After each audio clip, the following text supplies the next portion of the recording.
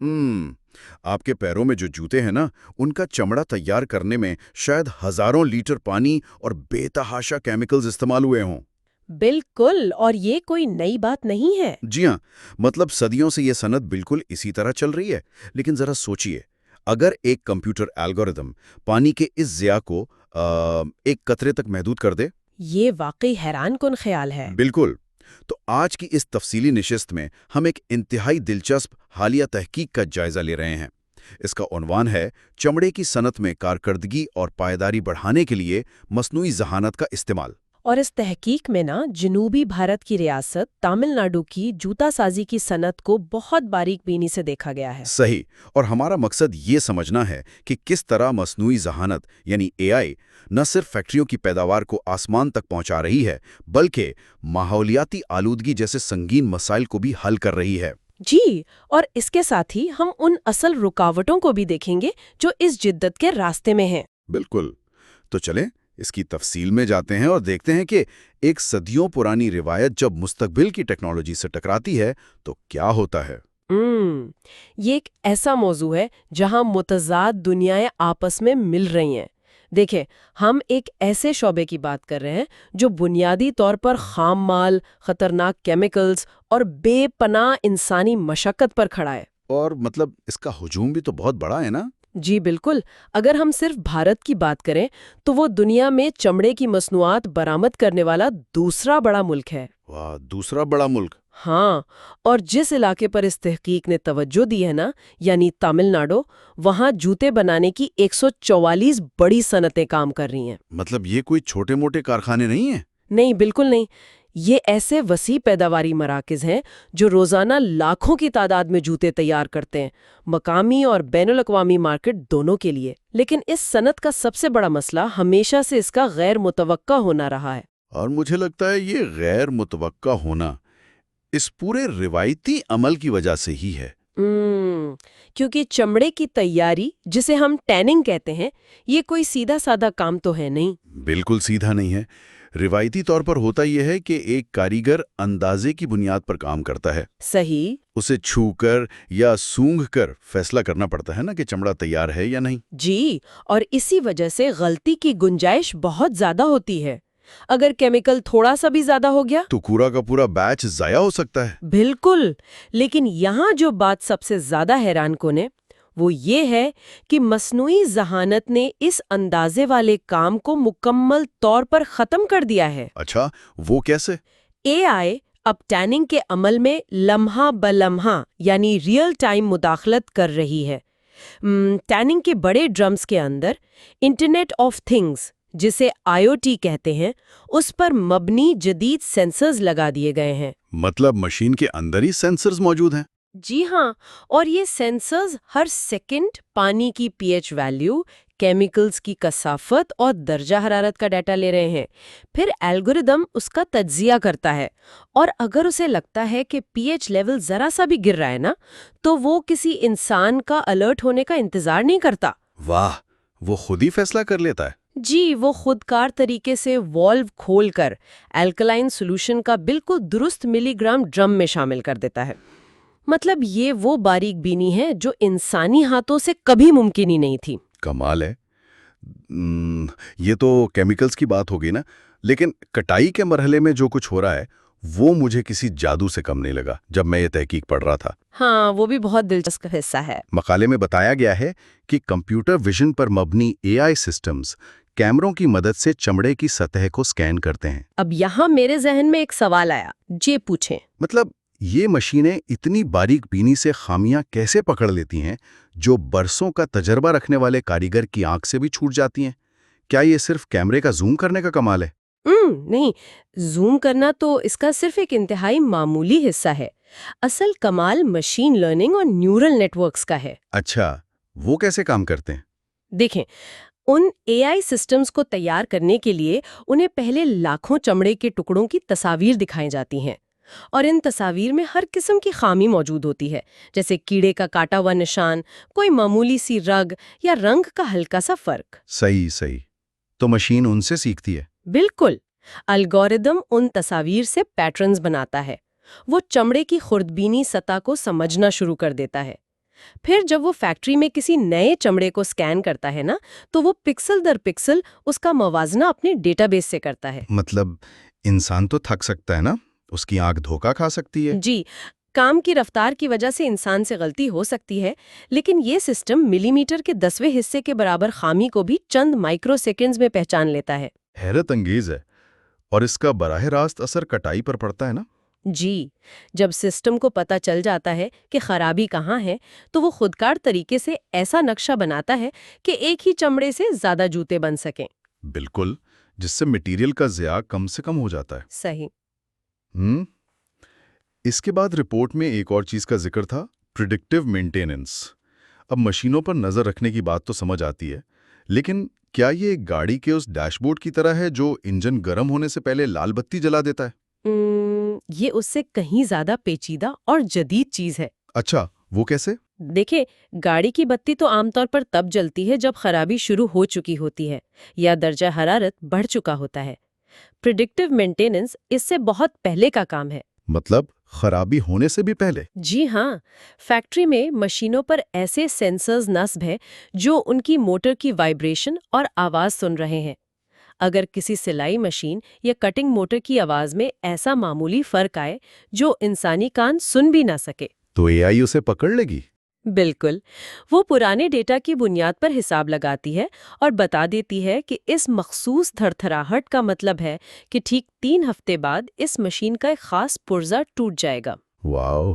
یعنی مشین کے خراب ہونے اور فیکٹری کا کام رکنے سے ہفتوں پہلے ہی انہیں معلوم ہوتا ہے کہ کون سا پرزہ بدلنا ہے۔ جی، اور اس سے اچانک کام رکنے کی وجہ سے جو لاکھوں کا نقصان ہوتا تھا وہ زیرو ہو جاتا ہے۔ کمال کی ٹیکنالوجی ہے۔ اچھا، اب تک ہم نے فیکٹری کے اندر کی کارکردگی کی بات کی ہے، لیکن اس تحقیق کا ایک بہت بڑا حصہ ماحولیاتی پائیداری کے بارے میں بھی ہے۔ ہاں، وہ سب سے اہم پہلوؤں میں سے ایک ہے۔ جی، کیونکہ چمڑے کی صنعت ماحولیاتی آلودگی، خاص طور پر پانی کی آلودگی کے حوالے سے ہمیشہ شدید تنقید کا نشانہ بنتی رہی ہے۔ یہ اس صنعت کا سب سے تاریک پہلو رہا ہے۔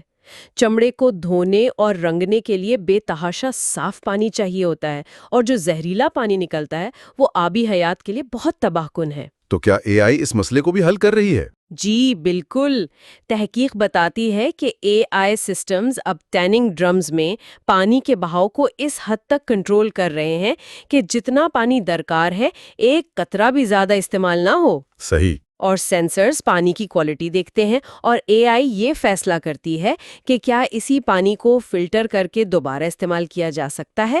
اس سے پانی کے استعمال میں زبردست کمی آئی ہے۔ بہت زبردست۔ اور جو کچرا یعنی فضلہ بچ جاتا ہے، اس کو سنبھالنے کے لیے بھی میں نے پڑھا کہ ٹیکنالوجی استعمال ہو رہی ہے۔ بالکل، امیج ریکگنیشن کا استعمال۔ جی، مقالے میں تھا کہ کنویئر بیلٹ پر سے گزرتے کچرے پر کیمرے نظر رکھتے ہیں اور اے آئی فوراً بتاتی ہے کہ کون سا حصہ نامیاتی ہے جسے بایو گیس کے لیے بھیجا جا سکتا ہے، اور کون سا حصہ مصنوعی ہے جسے الگ سے تلف کرنا ہے۔ حتیٰ کہ اے آئی یہ بھی کیلکولیٹ کرتی ہے کہ اس کچرے کو کس درجہ حرارت پر پروسیس کیا جائے تاکہ زیادہ سے زیادہ بایو گیس پیدا ہو۔ مطلب فیکٹری اپنا کچرا استعمال کر کے خود اپنے لیے توانائی بنا رہی ہے؟ بالکل ایسا ہی ہے۔ اور ہاں، یہ عمل صرف فیکٹری کے اندر تک محدود نہیں ہے، پوری سپلائی چین ڈیجیٹل ہو رہی ہے۔ اے آئی اور بلاک چین کا ملاپ ایک بہت بڑی پیش رفت ہے۔ اچھا، سپلائی چین میں بلاک چین کا کیا کام؟ دیکھیں، ان کے ملنے سے خام مال سے لے کر حتمی پروڈکٹ تک ہر چیز ٹریک ہو رہی ہے۔ تصور کریں کہ جوتے کے ڈبے پر ایک کیو آر کوڈ ہے، آپ اسے اسکین کرتے ہیں اور مجھے ساری تفصیل مل جائے گی؟ بالکل، آپ کو ناقابل تبدیلی ریکارڈ مل جائے گا کہ یہ چمڑا کہاں سے آیا، کس ڈرم میں تیار ہوا اور کتنا پانی لگا۔ اس سے خریدار کو یقین ہوتا ہے کہ وہ جو لے رہا ہے وہ ماحولیاتی اصولوں کے مطابق ہے۔ یہ تو بہت زبردست شفافیت ہے۔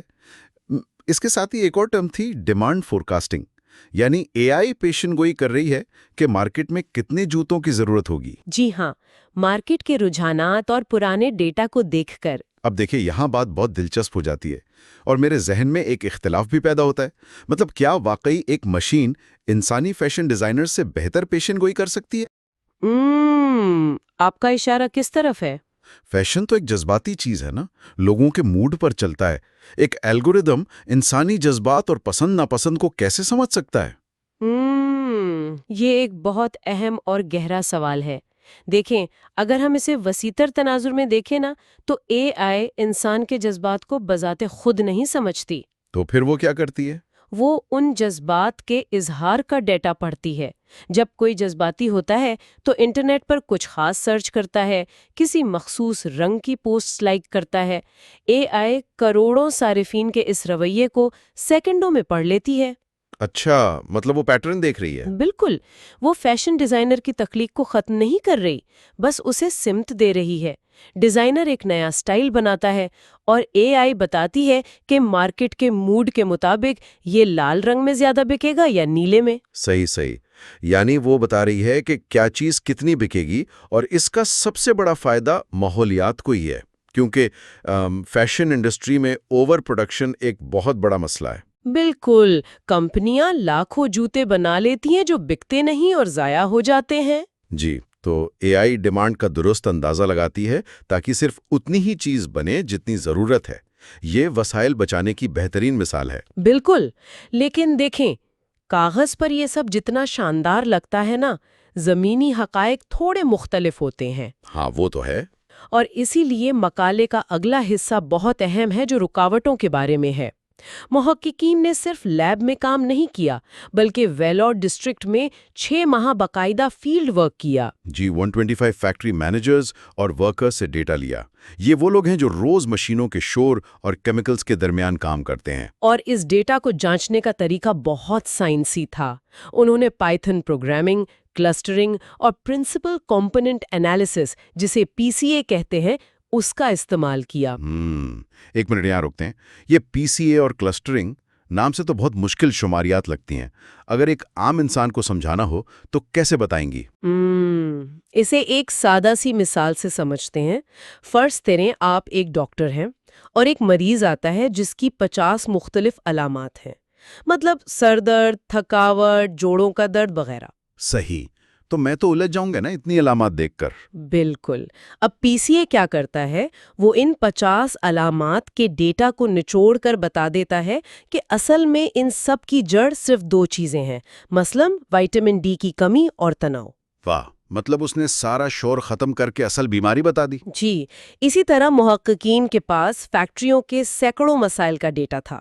PCA نے اس بھاری ڈیٹا کو سکیڑ کر 2-3 بنیادی رکاوٹوں میں بدل دیا۔ کمال ہے۔ اور یہ کلسٹرنگ کا کیا چکر ہے؟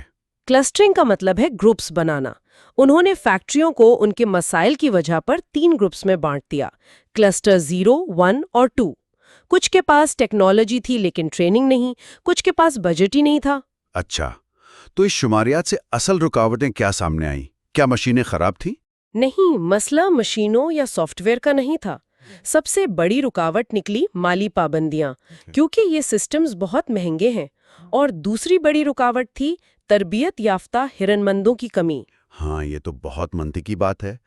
اور میں نے دیکھا کہ ڈیٹا میں ملازموں کی ٹریننگ اور کامیابی کے درمیان بڑا گہرا تعلق ملا۔ مقالے میں اس کا کوریلیشن 0.92 بتایا گیا ہے۔ بالکل، اور شماریات میں 1 کا مطلب 100% تعلق ہوتا ہے، تو 0.92 کا مطلب ہے کہ یہ دونوں چیزیں آپس میں مکمل جڑی ہوئی ہیں۔ یعنی اگر آپ ٹریننگ پر توجہ دیں گے تو ہی پائیداری ملے گی۔ بالکل، اس کا سیدھا سا مطلب ہے کہ دنیا کا بہترین الگورتھم بھی کسی ناخواندہ ورکر کے ہاتھ میں آ کر فیل ہو جائے گا۔ صحیح بات ہے۔ اس کے علاوہ تبدیلی کے خلاف مزاحمت کا بھی ذکر تھا کہ پرانے کاریگر ڈرتے ہیں کہ نئی مشین نوکری کھا جائے گی۔ جی، لیکن یہ ڈر بھی تو ٹریننگ کی کمی سے ہی آتا ہے نا۔ جب آپ ورکرز کو بتائیں گے ہی نہیں کہ مشین ان کی مدد کے لیے ہے، تو وہ مخالفت ہی کریں گے۔ بالکل ایسا ہی ہے۔ تو مطلب اس سب کا آخر نتیجہ کیا نکلا؟ یہ تو بالکل ایسے ہے نا جیسے آپ لکڑی پر کھانا پکانے والے کسی روایتی باورچی کو دنیا کا مہنگا ترین سمارٹ اوون لا کر دے دیں۔ بہت زبردست مثال ہے۔ اور اسے بٹن دبانے کی ٹریننگ ہی نہ دیں تو وہ کیا کرے گا؟ وہ تو اس اوون کے اندر لکڑیاں جلا کر ہی کھانا پکانے کی کوشش کرے گا نا۔ یہ انتہائی موزوں مثال ہے۔ مطلب سرمایہ کاری صرف مشین پر نہیں، انسان کے ذہن پر بھی کرنی پڑتی ہے۔ اس تحقیق کا نچوڑ بھی یہی ہے کہ صنعت کاروں کو اپروچ بدلنی ہوگی۔ بالکل، اگر 1 کروڑ کا بجٹ ہے تو کچھ حصہ تو ٹریننگ کے لیے رکھنا ہوگا۔ جی، اگر آپ صرف ٹیکنالوجی لے لیں اور افرادی قوت کو تیار نہ کریں تو وہ سرمایہ کاری ڈوب جائے گی۔ ٹیکنالوجی جدید ہونے سے انسان کی اہمیت ختم نہیں ہوتی، بس اس کا کام بدل جاتا ہے۔ صحیح۔ پہلے کام بوجھ اٹھانا تھا، اب ڈیٹا سمجھنا ہے۔ بالکل۔ تو اس سے ثابت ہوتا ہے کہ مصنوعی ذہانت واقعی چمڑے کی صنعت کا مستقبل ہے۔ یہ اسے صاف اور تیز بنا سکتی ہے، لیکن انسانوں کی شمولیت کے بغیر یہ بس ایک خواب ہے۔ اور میرا خیال ہے یہ اصول ہر اس جدید کاروبار پر لاگو ہوتا ہے جو ڈیجیٹل ہونا چاہتا ہے۔ بالکل صحیح کہا آپ نے۔ اے آئی ایک بہت طاقتور اوزار ہے، لیکن یہ کام تبھی کرے گا جب ہم اسے انسانی بصیرت اور ذمہ داری کے ساتھ استعمال کریں۔ بنیادی مالیاتی منصوبہ بندی اور ٹریننگ کے بغیر کوئی ٹیکنالوجی جادو نہیں کر سکتی۔ بالکل صحیح کہا آپ نے۔ اچھا، اس زبردست گفتگو کو سمیٹتے ہوئے ذرا ایک اور بات پر غور کریں۔ ہم نے ابھی دیکھا نا کہ مصنوعی ذہانت چمڑے کی خامیوں اور اس کی کیمسٹری کو خوردبینی سطح پر انسانوں سے بھی بہتر سمجھنے لگی ہے۔ جی بالکل۔ تو کیا وہ دن دور نہیں جب یہی اے آئی بائیو ٹیکنالوجی کے ساتھ مل کر لیبارٹری کے اندر مالیکولر لیول پر ایک ایسا مصنوعی مواد تیار کر لے جو ساخت، مہک اور پائیداری میں 100% خالص چمڑے جیسا ہو؟ واو، یہ تو بہت ہی مطلب جس میں فرق کرنا کسی کے لیے ممکن ہی نہ ہو۔ اور اگر ایسا ہو گیا تو کیا ہمیں کبھی جوتے یا بیگ بنانے کے لیے جانوروں سے چمڑا لینے کی ضرورت باقی رہے گی؟ یہ ایک ایسا سوال ہے جو پوری صنعت کا وجود بدل سکتا ہے۔ سوچنے والی بات ہے۔